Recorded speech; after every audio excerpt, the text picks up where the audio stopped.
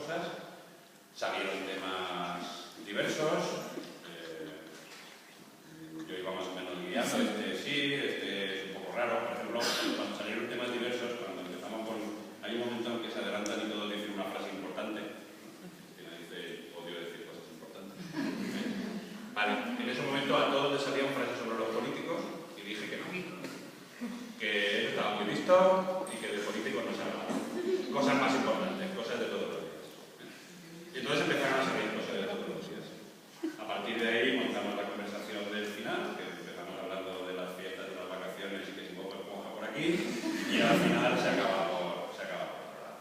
Era hablar por hablar, es decir, estamos juntos hablando, un ratito que no estamos con el móvil conectado, que cada vez es menos, y nos van saliendo cosas. Y las cosas que nos salen, pues son las que nos salen.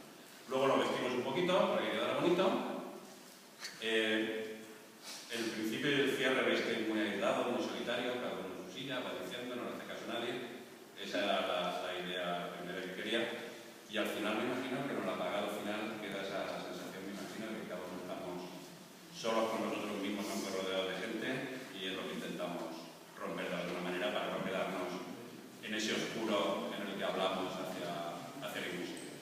Es asunto nuestro superar ese oscuro hacia otra luz.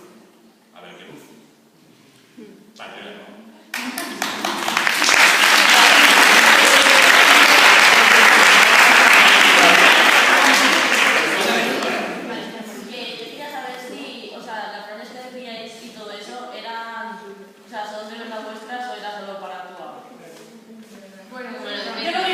Bueno, de verdad, de todas las canciones.